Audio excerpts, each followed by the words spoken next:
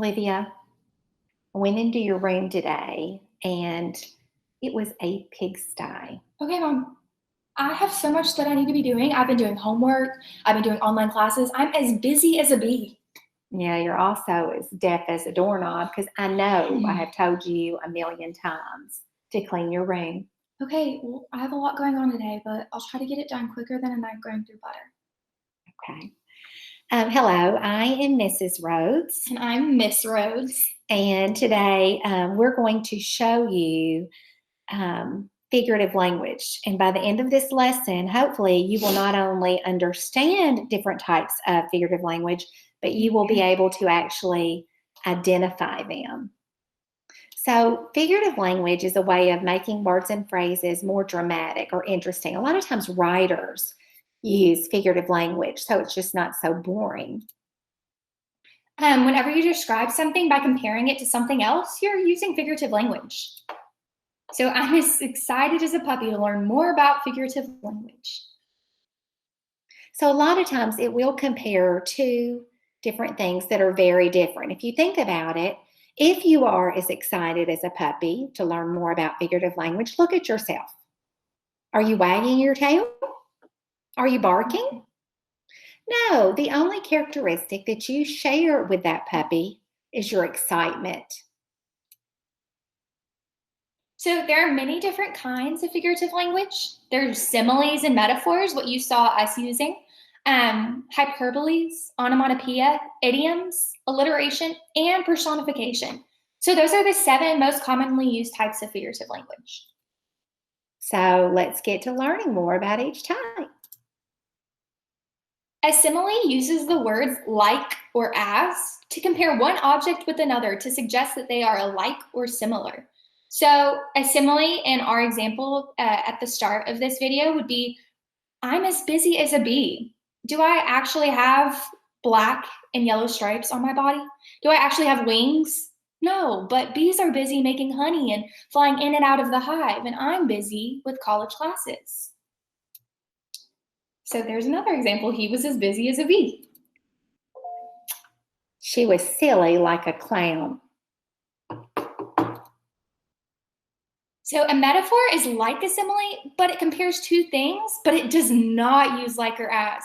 So a simile would say you are like something, whereas a metaphor would say you are something. So when my mom said my room was a pigsty, were there actually big fat pigs rolling around in mud with flies flying all around them? No. But was my room messy? Yeah. It felt like it was. So her eyes were jewels sparkling in the sun. It'd be kind of cool if her eyes were jewels, but I doubt that there were diamonds in her eyes. The ocean, or the deep ocean, is a dark cave. I would imagine this metaphor is comparing the ocean to a cave. My guess is when you look down into that deep ocean, you can't see much, just like you wouldn't be able to see much inside of a dark cave. A hyperbole is an exaggeration that is so dramatic, no one would ever believe the statement's true. He was so hungry, he ate the whole cow for lunch, tail and all. So I normally say this right before dinner, and I'm like, Mom, I'm so hungry that I'm gonna eat my stomach. I don't have time to do my chores. I already have a million things to do. While it might feel like I have a million things to do, I probably don't have a list of a million things to do. What is an onomatopoeia? This is probably one of my favorite types of figurative language. Boys love this. Boys love to make sounds. Bang, bang, boom. Onomatopoeia are sound words. The duck quacked as it crossed our path. Can you pick out the onomatopoeia in that word? Quacked. The tiny fairy disappeared with a poof. What would the onomatopoeia be in that word? Poof. An idiom is a phrase that says one thing, but it means something entirely different. A lot of times you can't really find what's being compared. Everything is coming up roses for Sarah today. Now, if you think about something coming up roses, what it really means is everything's going well. If you think about roses, they're usually associated with happiness. A lot of times people will receive roses to be congratulated for something they've done. So it's trying to help you understand that she is really having a very good day. Thank you for helping me today. You're my knight in shining armor. Alliteration. Have you ever heard Peter Piper picked a peck of pickled peppers? It's when there is a group of words and they all begin with the same sound. You could also say she sells seashells by the seashore. That's a good one. Lovely Lisa loves lazy lizards. That is a very good example of an alliteration. Dancing dinosaurs deserve donuts. Personification, which is one of my personal favorites, is when human characteristics are given to an animal or an object. So my teddy bear gave me a hug. While it might feel like your teddy bear gave you a hug, a teddy bear can't hug. The flowers danced in the breeze. Flowers can't dance in the breeze. Yeah, the wind might move them, but flowers physically can't dance, although it would be cool. Now let's see how you do identifying which type of figurative language. You're going to see on the bottom of the screen a list of different types that we just discussed, and we'll help you through by giving you a few hints. His skin was tan like the sand on the beach. So pay specific attention to that wording. What are they comparing? They're comparing his skin tone to the sand on the beach.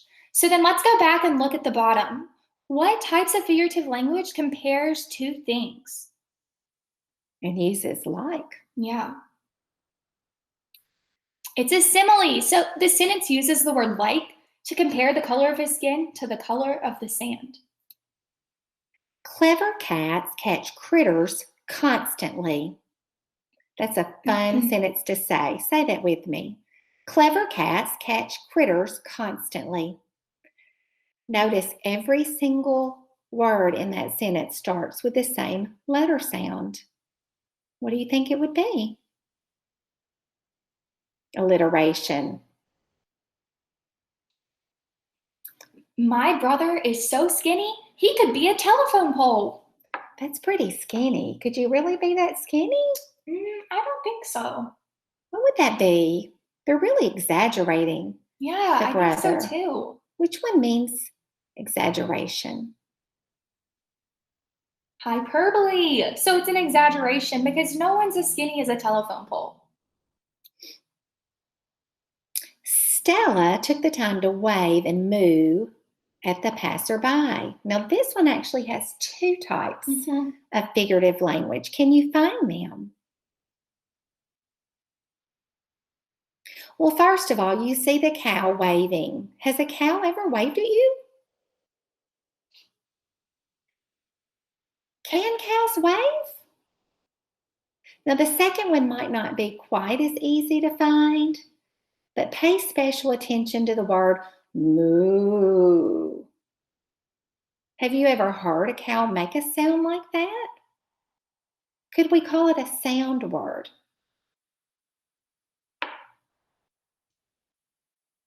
So this sentence actually has onomatopoeia. Moo is the example of onomatopoeia, and personification, because a cow can't wave to you like a person can. Patty preferred to plant petunias in pots. So let's pay close attention to what each of these words starts with. And then I know that you could say, Miss Rhodes, well, there's to and in, and they don't start with P's. Well, that's okay. Because in this type of figurative language, we're just looking for patterns. And the pattern I notice is that each word almost starts with the P. So what would that be? It's alliteration. The sentence repeats the P sound. Kaya was enjoying her book so much that it slipped her mind that she was supposed to be doing homework. Could it actually slip out of her mind? That would be funny to see something actually come out of somebody's brain. Would it come through their ear? I don't know. That can't really happen. No. What do they mean by that? It's an idiom. A lot of times idioms say one thing and they mean something completely different. In this sentence, it's telling you that she forgot that she was supposed to be doing her homework. The tire screeched as the race began. Notice what word I put an emphasis on. What did the tires do? They screeched. It's an onomatopoeia. So the word screeched imitates the sound that the tires made. I got so dirty that my pants screamed, "Clean me!" That reminds me, Olivia, of times where I've seen dirty cars and people take their finger and write in the dust on the windshield, "Wash me." It's like as if the car was saying, wash me. But can a car say, "Wash me"? No. Can pants scream? No. Can they scream, "Clean me"? Mm-mm. So what would that be?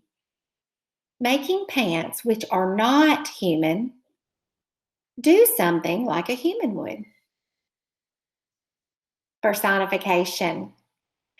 Pay special attention to the root word in personification. Do you see the word person? That is a good way to remember. Personification is when something that is not a person performs actions such as a person. Samantha, the sad sheep, sulked silently. So kind of the same thing with the one previously used with peas. What pattern do you notice in this sentence? Right, alliteration. So this sentence repeats the sound. After we moved out, our house was an empty shell. Can a house actually be an empty shell? Olivia, have you ever seen me cook and when I break open an egg and let the yolks fall out? Mm-hmm. So what do you think it means when it's comparing that house to an eggshell with nothing inside of it? Well, an eggshell, once you take the yolk out, it's empty. And then once you move out of a house, it's empty. There's the comparison. It's a metaphor. Notice it doesn't say it's like an empty shell, because if it said that, it would be a simile. It actually says the house is an empty shell, which we know it's not. If Francis wins the lottery tonight, I'll eat my hat. Ooh.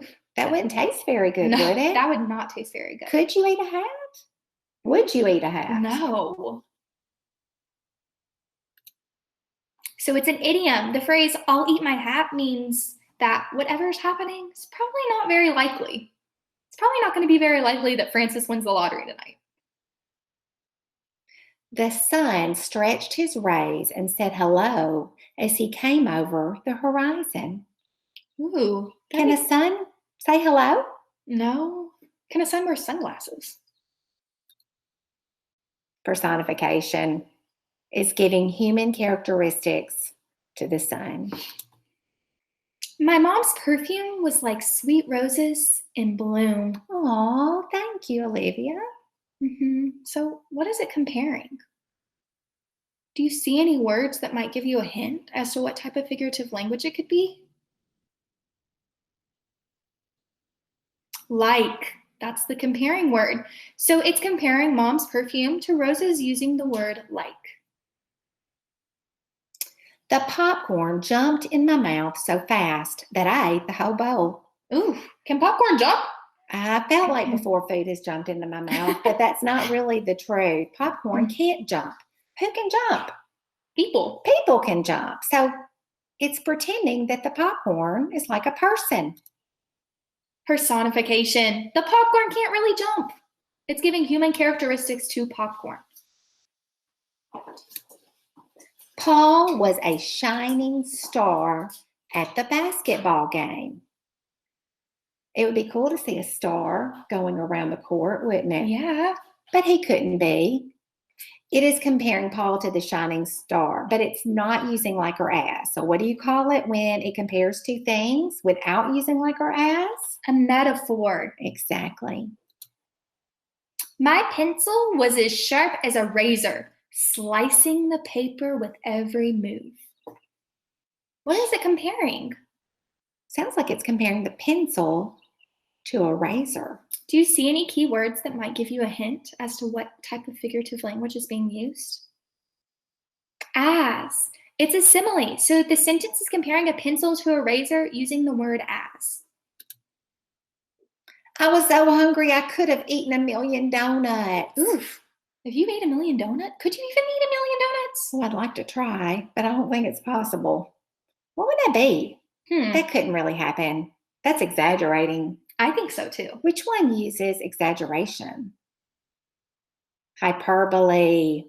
Exactly. Nobody could really sit down in one setting and eat a million donuts. The pirates were dirty rats floating in the water. Oof. Are they dirty rats? Why does it compare pirates to dirty rats? What do you think it's trying to say about the pirates? Is it saying that they're very evil and up to no good? Is it saying they're dirty? Is it saying they're gross? It doesn't say they're like dirty rats. It says they are dirty rats. What would that be? So, yeah, a metaphor. So it compares a pirate to a rat without using like or as. It says the pirates literally were rats. Gray geese in a green field are grazing. What pattern do you see in this sentence? If you said alliteration, you would be correct. The letter G was repeated several times in this sentence. You've done such a great job. So we've had a whale of a time, haven't we? I'm very proud of you, boys and girls. So I will say we've had a whale of a time. Ha ha. I hope it's not a million years before we see you again. You all look as pretty as a flower. Have a great one.